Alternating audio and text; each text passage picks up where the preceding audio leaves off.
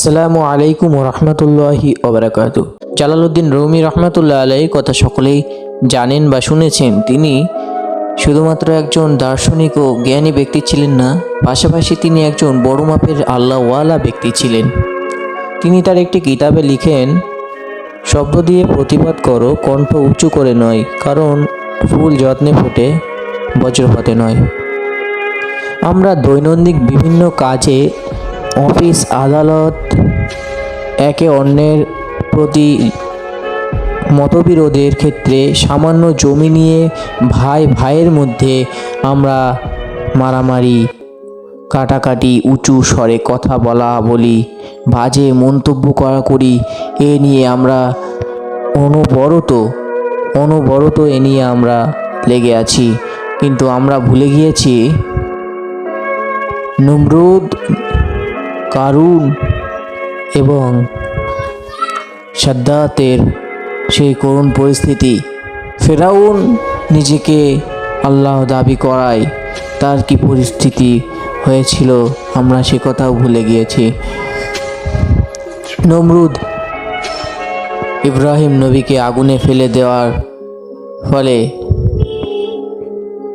তার উপরে আল্লাহর যে গজব নাজিল হয়েছিল সে কথা আমরা ভুলে গিয়েছি। তারা বড় বড় বাদশাহ ছিলেন, তাদের কথায় সারা পৃথিবীর মানুষ উঠত আর বসত, কিন্তু এখন তাদের পরিস্থিতি সকলে আমরা জানি।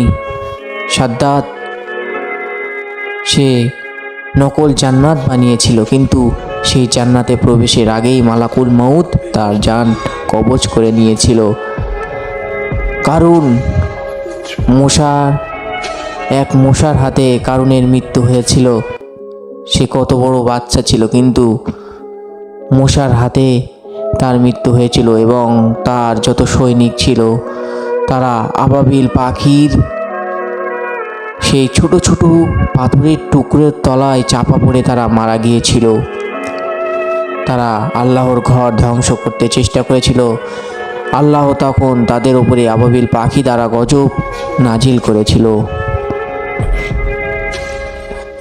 সাময়িক দুনিয়ার এই মায়ায় আমরা নিজেদের মধ্যে মারামারি, কাটাকাটি, ঝগড়া, বিবাদ, দ্বন্দ্বে লিপ্ত আছি। আমরা ভুলে গিয়েছি আখিরাত, আমরা ভুলে গিয়েছি মিজান, পুলসিরাত, জাহান্নামের আযাবের কথা।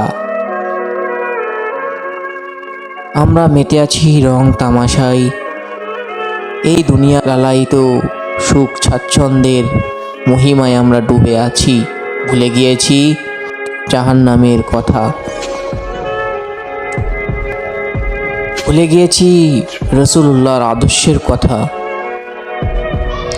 ভুলে গিয়েছি আল্লাহর আদেশ নিষেধের কথা। ডুবে আছি নাচ গান আর অশ্লীল দৃশ্য, নর্তকীদের নাচ প্রভৃতি হারাম কাজে আমরা লিপ্ত রয়েছি।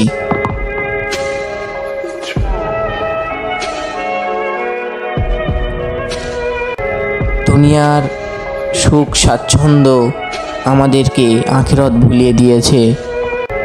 আমরা এখন শেষ জামানায় অবস্থান করছি, যে জামানায় রাসূল সাল্লাল্লাহু আলাইহি ওয়াসাল্লাম বলেছিলেন, এমন একটি জামানা আসবে আমার সাহাবীগণ, এক হাতে উত্তপ্ত আগুন এবং আর এক হাতে ঈমান থাকলে উত্তপ্ত আগুন হাতে রাখা সহজ হয়ে যাবে, কিন্তু ঈমান রাখা কঠিন হয়ে যাবে। আমরা এখন সেই জামানায় অবস্থান করছি।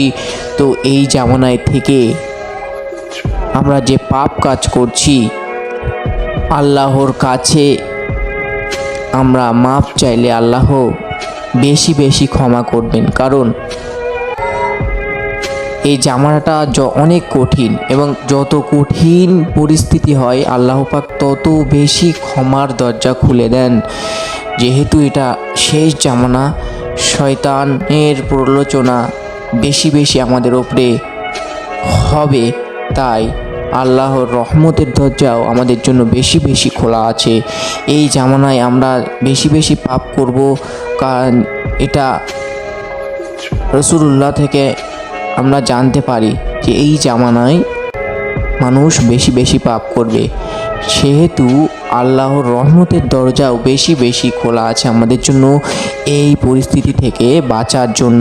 তাই প্রিয় দর্শক শ্রোতা, প্রিয় মুসলিম ইমানদার ভাই ও বোনেরা, আসুন আমরা আমাদের গুনাহের উপরে লজ্জিত হয়ে, গুনাহের উপরে অনুতপ্ত হয়ে সেই মহান সত্তা আল্লাহ পাকের কাছে নিজেদের গুনার কথা ভেবে অনুশোচনা করে ক্ষমা চাই মনের অন্তঃস্থল থেকে।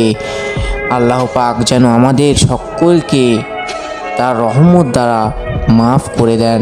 আমার এই ভিডিওটি ভালো লাগলে সকলেই লাইক কমেন্ট করবেন এবং শেয়ার করবেন, এবং পরবর্তীতে এমন ভিডিও যদি আপনারা চান তাহলে কমেন্টে অবশ্যই জানাবেন। আমার লিঙ্ক